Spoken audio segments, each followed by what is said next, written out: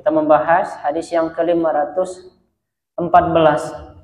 Rasulullah Shallallahu Alaihi Wasallam bersabda, khairukum qarni, tsummal ladzina yalunahum, tsummal ladzina yalunahum, tsummal ladzina yalunahum.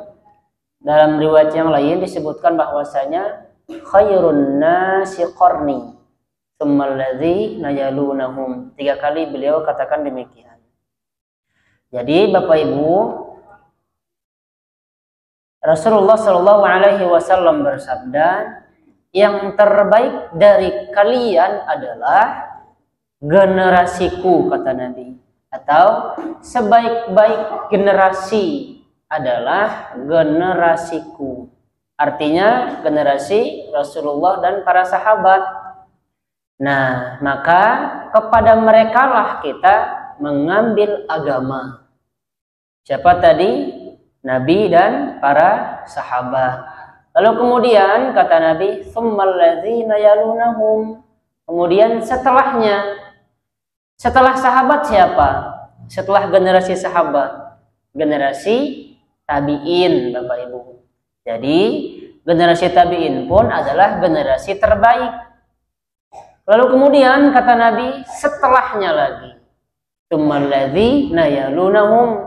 Kemudian setelahnya tabi'ut tabi'in, termasuk imam yang 4 itu Bapak Ibu, mereka termasuk generasi yang terbaik.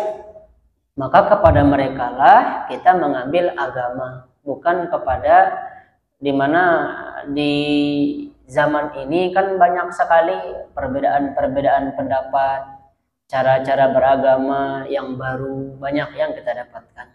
Oleh karena itu, generasi 3 inilah yang disebut dengan generasi salaf.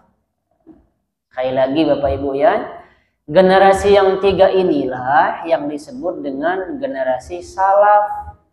Jadi kalau ibu, kalau bapak semua, kalau kita mengikuti generasi yang 3 ini, maka kita disebut salafi. Sekali lagi, kalau ibu, kalau kita semua, siapapun itu, mengikuti pemahaman generasi ketiga-tiganya ini, karena mereka bertiga ini adalah generasi salaf, maka kalau kita mengambil pelajaran dari mereka, ilmu agama dari mereka, kitalah yang disebut dengan salafi. Jadi ibu-ibu sekarang mah tidak usah tabu, ya, tidak usah luar biasa gitu ngedengerin kan saudara-saudara kita itu salafi wahabi, salafi wahabi. Ibu juga salafi, ya, ibu juga salafi. Kenapa saya katakan demikian? Karena kita mengikuti generasi yang pertama, Rasulullah dan para sahabat. Yang kedua tabi'in, yang ketiga tabi'ut tabi'in. Maka kita disebut salafi. Paham sampai di sini? Ya.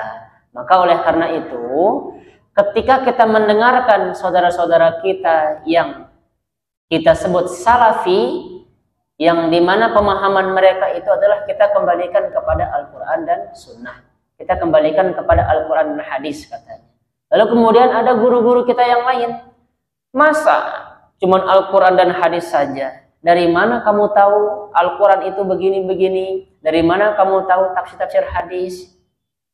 Kalau kita tidak belajar dengan guru-guru kita, maka kita tidak akan tahu pemahaman atau isi daripada Al-Quran itu. Kita nggak akan tahu maksud daripada hadis itu, kata ustadz-ustadz kita yang lain. Padahal maksud ustadz-ustadz salafi itu adalah kita mengambil agama berdasarkan Al-Quran dan hadis atau sunnah Nabi sesuai dengan pemahaman 3 generasi ini, gitu Bapak Ibu maksudnya. Sesuai dengan 3 generasi ini. Maksudnya apa? Sesuai dengan pemahaman para sahabat, sesuai dengan pemahaman tabi'in, sesuai dengan pemahaman tabi'ut tabi'in. Maka di luar daripada ini ada ajaran-ajaran baru, maka pantas saudara-saudara kita mengatakan itu adalah bid'ah. Karena tidak ada di zaman generasi yang ketiga. Walaupun Bapak Ibu, ibadah itu niat kita baik, Tetapi kalau caranya tidak sesuai dengan apa yang diajarkan oleh Nabi, maka itu tidak diterima. Contoh, Bapak Ibu ya, ada dulu di zaman sahabat, ya, ada seorang laki-laki, satu orang ketuanya gitu, lalu kemudian ada dia punya jamaah ya, ada jamaahnya, kumpullah seperti ini. Apa kata pemimpinnya? Ucapkan subhanallah 100 kali. Subhanallah, subhanallah, subhanallah katanya. Alhamdulillah 100 kali. Alhamdulillah. Pakai kerikil Bapak Ibu. Pakai kerikil dipindah-pindah. Subhanallah, subhanallah, subhanallah sampai 100. Alhamdulillah kata pemimpinnya. Alhamdulillah, alhamdulillah, alhamdulillah sampai 100. Lalu kemudian apa kata Ibnu Mas'ud Bapak Ibu? Apakah kalian tidak melihat bejana Rasulullah belum pecah?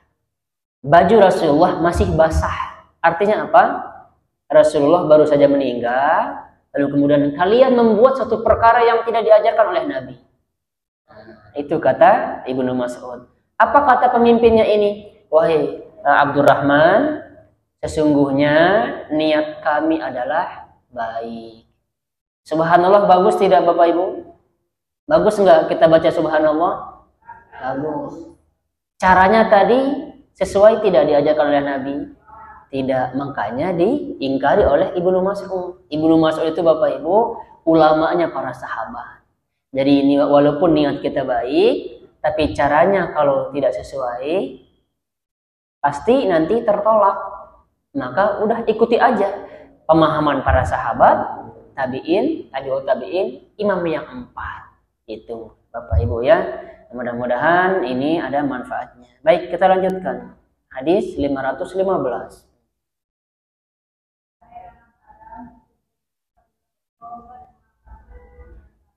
Oh, mohon.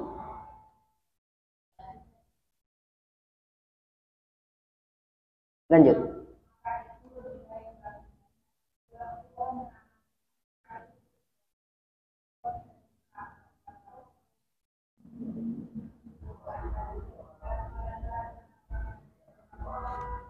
Nah, oke.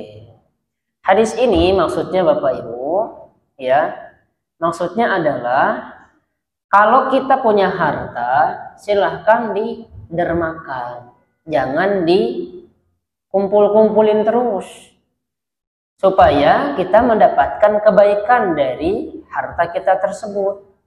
Kan nanti di akhirat, Bapak Ibu ya, sebelum kaki kita ini bergerak, nanti di akhirat kita akan ditanya. Salah satunya adalah hartamu kamu pakai untuk apa? Dapatnya dari mana? Tapi kalau harta kita gunakan untuk bersedekah, alhamdulillah. Kau disimpan-simpan, justru itu menjadi bumerang bagi kita. Itu Bapak Ibu ya. Oleh karenanya, lanjutan hadisnya adalah, dan mulailah dari orang yang berada dalam tanggunganmu. Artinya kita bersedekah itu ke kerabat dulu Bapak Ibu, ke istri, ke anak, ke saudara, ke paman lah, pokoknya kerabat. Kita mulai dari mereka, jangan terbalik.